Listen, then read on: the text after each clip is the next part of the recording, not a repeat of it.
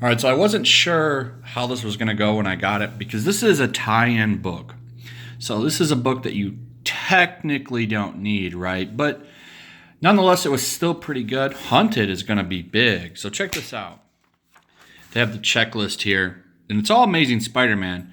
But if you look, we normally do get 2 a month, and that's fine. But there's 2, 2, 1, or 2 actually, because of the epilogue. But you have a tie-in, 2 tie-ins, and another tie-in. So in April, it's going to come out every week.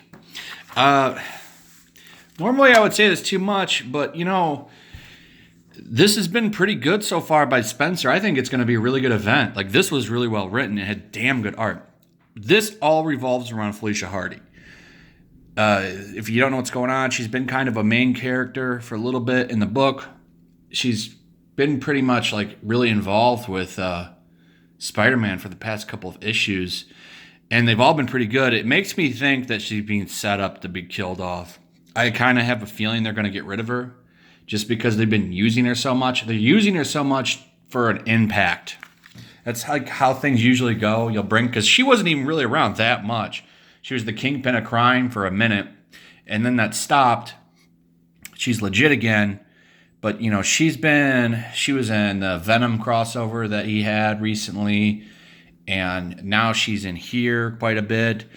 It makes me think that they're setting something up with her for an impact, tying her close to the main character to, do something with her that's going to really just tug you, which is, effective.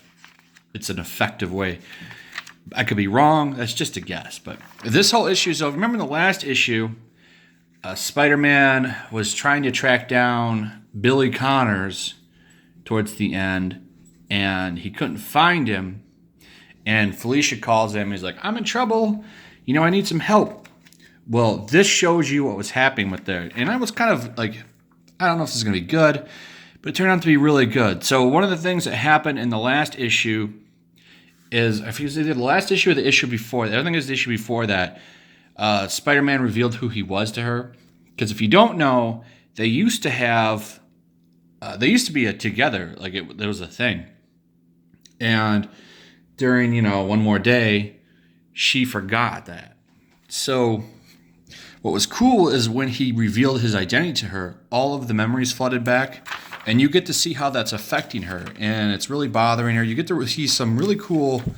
Let me just find that scene. So, a lot of the entire book, she's going over this ordeal.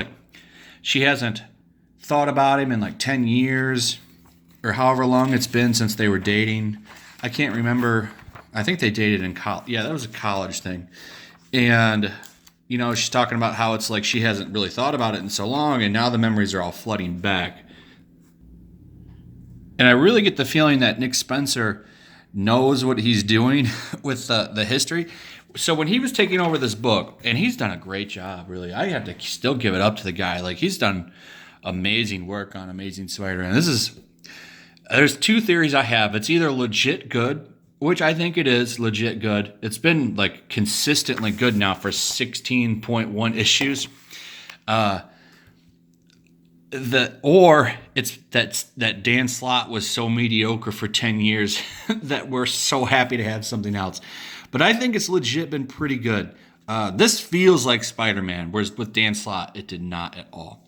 But I wanted to get to what I was saying. So in his interviews, he said, I went back and read all these old Spider-Man books. And I believe him because of some of the stuff that says here. So Spider-Man gives her a spider tracer that she can send back to him and give messages and coordinates, and he can find her and she can find him and stuff like that. And she uses that because she's in a fight with Taskmaster and is it Ant-Man? I forget his name. It's running off my head. She said it one time in the book. Taskmaster, though, man, Taskmaster is supposed to be a badass, and he's been so nerfed. But she uses this. But in one of the things here, he says this, and this is true, because she thought he was going to propose to her because he gives her this box,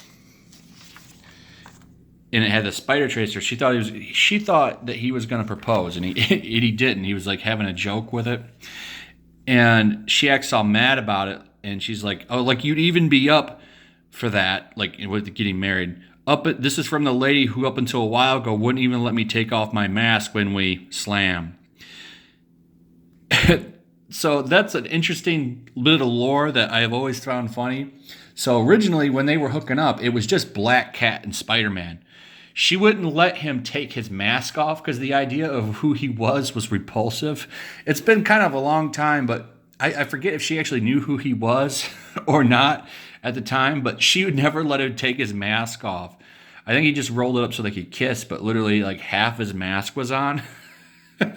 Because, you know, Peter Parker is she's Felicia Hardy, you know what I'm saying? So I don't know if most people commonly know that. So I do believe that he went back and read all of those books. It's awesome. That's quite a little piece of lore there. So yeah, it ends up ending, and you see Spider-Man get the message at the end of the book, and he's going to go after her. He's barely in the book other than the memories, but he's in it because the whole book, it's going over the memories that are coming back to her, and it's getting set up that she's probably going to make try and get back with him. Something's going to happen with her and him, or her in the story. I guarantee it, because of it's just predictable. When you make a character the forefront and you're going to an event like this, something is going to happen for sure. It's how things work in storytelling just about 9 times out of 10. Speaking of numbers, I'd definitely give this a solid 4. This was good. I didn't think it was going to be that good because, I mean, it's a 0.1 book.